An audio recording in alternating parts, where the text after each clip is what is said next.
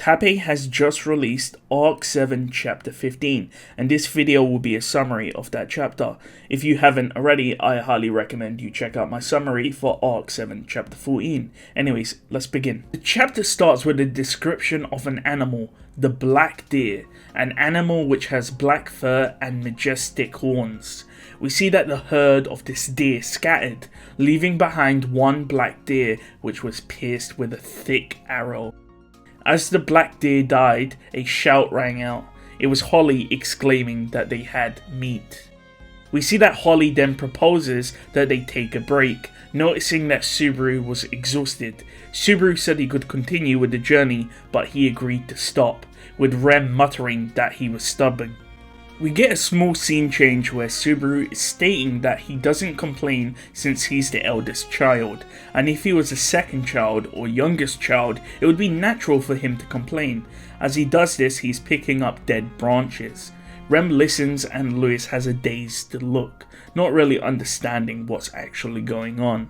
Rem asks, what does having brothers or sisters have to do with endurance? Subaru talks about the idea that the firstborn is usually treated strictly, and the younger child is spoiled. Rem doesn't know, but asks if it applies to an only child. Subaru explains that as he is an only child, he was brought up with both of those conditions, so he was also spoiled, but also treated strictly. Subaru wonders why his parents never had more children, and thought that it's possible that he may have had a new brother or sister now that he's disappeared from his world. We see that Rem's backpack can also be used as a chair, so Rem doesn't actually have to keep getting out of it or getting back in it. It's humiliating, but it'll have to do. Rem, hearing this, asks about herself. Did she have siblings? Subaru is shocked that Rem is trying to find out about her life. This is actually the first time she's doing so.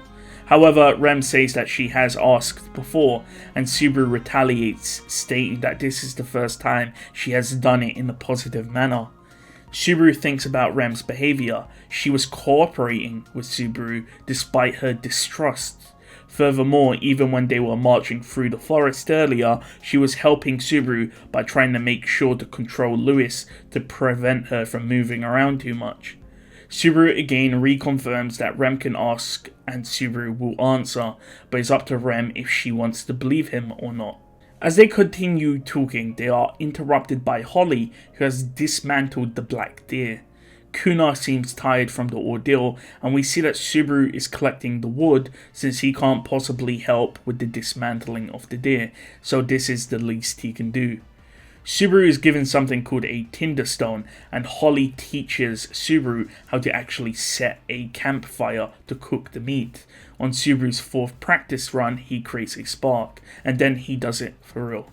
We see that Kuna found the herd of deer, and apparently Kuna has very weak arms. Even Utakata can beat her in arm strength and bow strength. Subaru thinks back to Utakata, the girl who killed him in a previous loop. She used poison arrows, so she essentially has a high killing power regardless of arm strength. Subaru wondered who the hunter was. In fact, when he saw Holly shoot the black deer, his blood ran cold. But in the conversation earlier, it seems that any shudrak woman can use the bow effectively. Despite that though, the hunter did save Subaru from the snake, so he doesn't know what to think. We see that Kuna and Holly are some of the younger members of the tribe and are good friends. Holly is upbeat and Kuna expresses her dissatisfaction at that assessment, sticking out her tongue. Holly is actually twice the size of Kuna, and they were born on the same day. They're like sisters, but Kuna states that she doesn't want a sister like Holly, as Kuna grabs Holly's shoulder and tries to shake her around. By the way, it seems like Kuna is one of those tsundere characters. She doesn't like Holly apparently, but they seem to always argue and they get along well. We see that the food is done and Kuna and Holly argue about the colour of the meat. As this happened, Subaru turned to Rem and told her that she had a sister, a twin sister, and that this sister cared about Rem deeply. Upon hearing this, Rem's eyes went wide. Subaru wondered if this was the right thing to do, but as stated prior, it was up to Rem to believe him or not. The very least Subaru could do was make Rem aware about Ram's existence. After all, Ram is waiting and worrying at the Pleiades watchtower. Subaru states that twins share a bond. Rem responds with the words synesthesia. That's a really hard word, I have no clue if I'm saying it right. In other words, this is the bond shared between Ram and Rem. Rem closes her eyes and tries to feel her connection to Ram. However, she cannot feel anything. Subaru is sad that this didn't work, because if it did work, then Rem would have believed Subaru. He wanted to help Rem but failed to think of any words to give. However, Rem, still holding her hand to her chest, felt a sensation. This was actually Lewis who put her hand on Rem's hand to comfort her. Subaru saw this and didn't understand what was happening. Rem looked at Lewis and thanked her, stating that she would be fine. Lewis laughs happily and Subaru states that Lewis stole his role and is really Subaru's enemy. As this happened, Holly and Kuna argue about whether or not the meat is burned still. We see that it took 4 days for the crew to reach their destination. The city of Guaral, don't quote me on this name, it's called Guaral.